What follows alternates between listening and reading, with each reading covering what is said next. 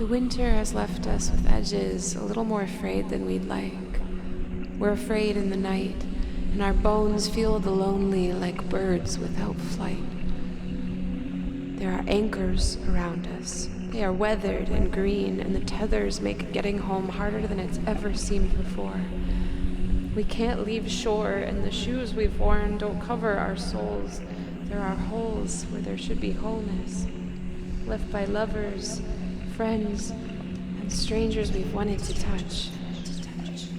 We want to be enough, the coffee in someone else's cup that they reach for as they wake, again and again as they make their way, but enough is hard to come by nowadays. We are told that we are brilliant, we have voices that are made to sing, and our spirits have grown to be resilient things. But that's just another way to say that we're toughened out like stones in the throes of all the now unfamiliar faces that we've known. There once was home. There was a warmness to the air that we invited, and the roots that slithered from our dripping, drumming hearts ignited as they found their own species sprouting out of someone else's marrow, like one sparrow finding another in the massive, surging sky.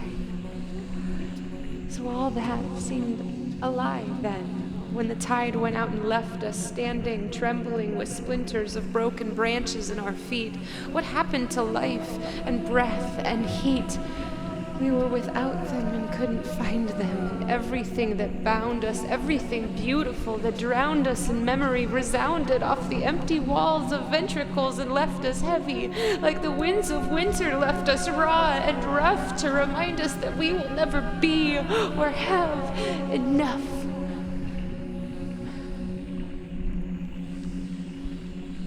In the season that is waking, you and I are still and waiting, like the sea that speaks a thing we know inside us but cannot name or will, and the same.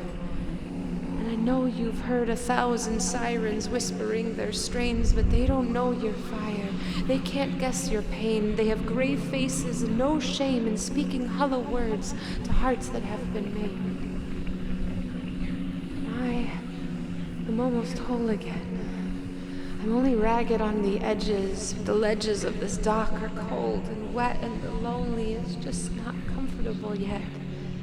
I've heard you hum your song out to the deep. I've let it rock me deeply in my sleep, so I thought that I should tell you that I keep it closer to me than the very skin that stretches across these ribs. And you may stay solitary here. You may not move to sit beside me or guide me to your stretch of pier where we can walk in stride, but know this: spring is unsealing itself. I can see the clouds are peeling like the painted picket fences we don't like to talk about anymore, and this shore won't be home forever. We'll find much finer weather, and the roots that once were severed violently will grow stronger, better. So even if you're still fettered, leave your ache upon the breakers and let the waves take it away and bring you to rest, because you have within you the best of yourself, and alone or with help you stand starkly against that crashing sea, and are quite enough to have gotten the best of me.